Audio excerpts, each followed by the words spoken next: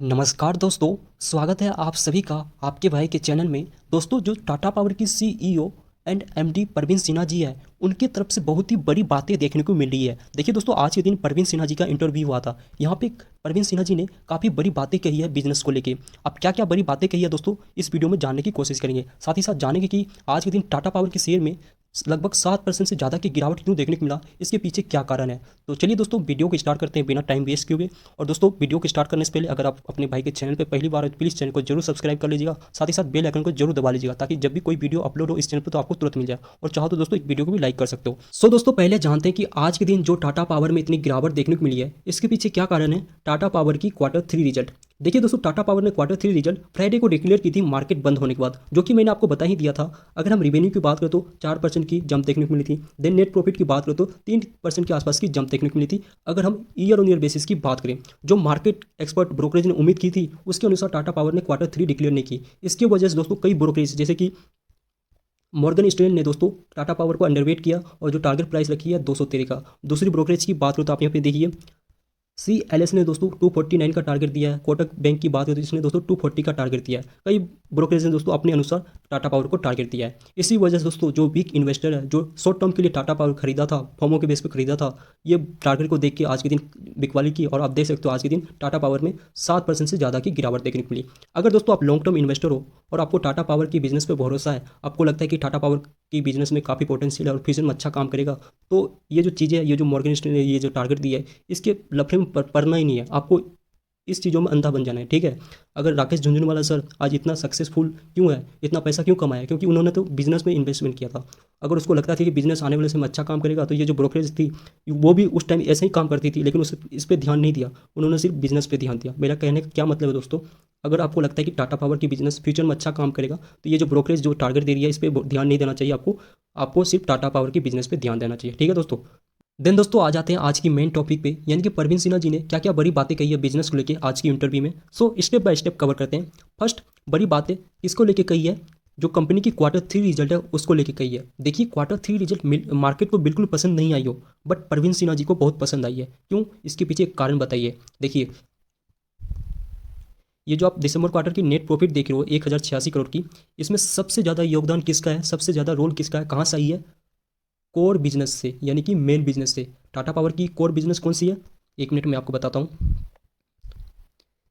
ये देखिए, generation, transmission, distributions and renewable energy. यहाँ से दोस्तों कंपनी की इस बार सबसे ज़्यादा नेट प्रॉफिट आई है, या कह लो इस ये जो नेट प्रॉफिट है इसमें सबसे ज़्यादा योगदान है। पिछले साल ये जो आप नेट प्रॉफिट देख रहे हो दिसंबर क्वार्टर की, इसमें कोर बिजनेस का उतना योगदान नहीं था, क्योंकि दोस्तों यहाँ पे सबसे ज़्यादा किसका योगदान का, जो कंपनी की कोयला के बिजनेस है इंडोनेशिया में, वहाँ से आई थी। लेकिन इस साल नहीं आई है, क्योंकि कोयला की जो प्राइस है कम हो गई है। सो कंपनी का कहने का मतलब क्या दोस्तों, जो कोर बिजनेस है हमारा काफ़ी ज़्यादा इंप्रूवमेंट आई है, काफ़ी ज़्यादा इसमें सुधार आई है। देखिए, कोर बिजनेस किसी भी कंपनी के लिए बहुत इंपॉर्टेंट चीज़ होती है, क्योंकि दोस्तों कोर ही बिजनेस होता है किसी भी कंपनी के लिए, जो लॉन्ग टर्म के लिए प्लस कंपनी की सक्सेस के लिए एक बड़ी इंपॉर्टेंट सोर्स होती है।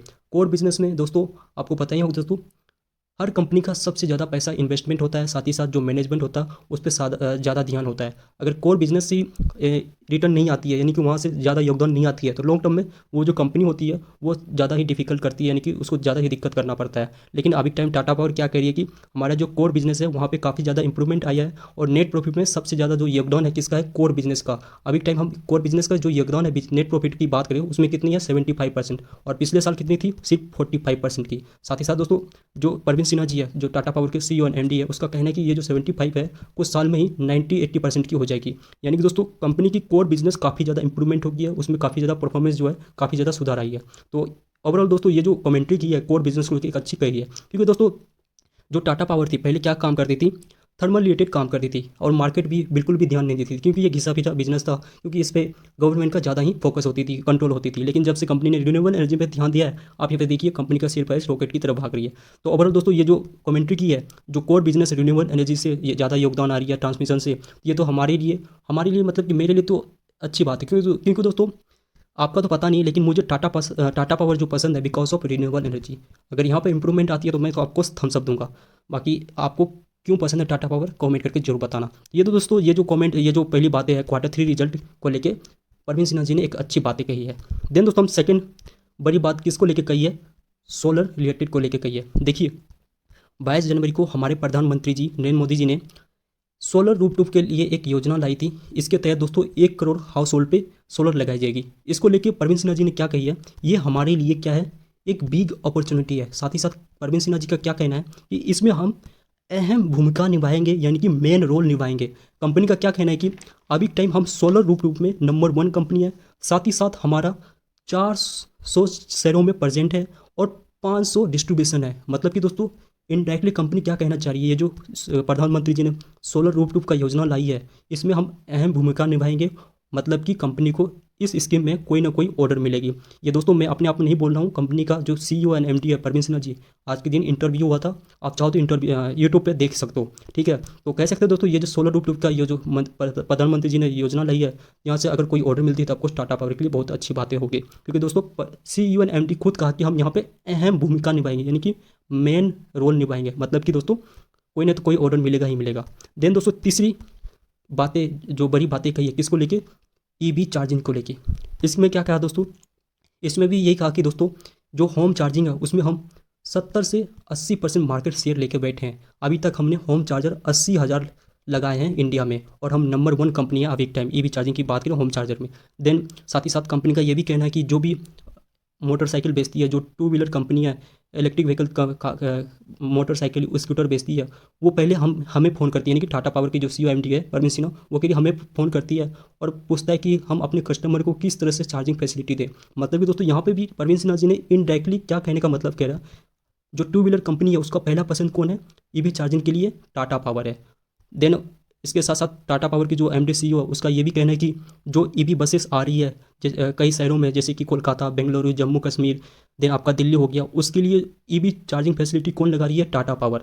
साथ ही साथ कंपनी का कहना है कि जो पब्लिक चार्जिंग है जैसे कि हाईवे सिटीज़, वहाँ पे भी टाटा पावर ही काम कर रही है। मतलब कि दोस्तों ईवी चार्जिंग में भी टाटा पावर बहुत ज़्यादा काम कर रही है, वो अपने प्रेजेंस बता रही है। तो ओवरऑल दोस्तों Q3 यानी कि कोर बिजनेस को लेके, देन सोलर को लेके, देन ईवी चार्जिंग को लेके काफ़ी अच्छी कमेंट्री की है, जो कि अच्छी बातें देखने को मिल रही है कंपनी की। क्योंकि दोस्तों इसी तीनों चीज़ पे काफ़ी ज़्यादा फोकस है। साथ ही साथ दोस्तों एक जो बड़ी अनाउंसमेंट की है कि आने वाले समय में टाटा पावर आपको हाइड्रो पंप में काम करते हुए नज़र आने को देखने को मिलेगी। क्योंकि दोस्तों कंपनी का कहना है कि इसके रिलेटेड हमें लाइसेंस मिल गया है, जो भी चीज़ें होती है परमिशन वो मिल गई है, जो कि हम आने वाले समय में इसमें काम करेंगे।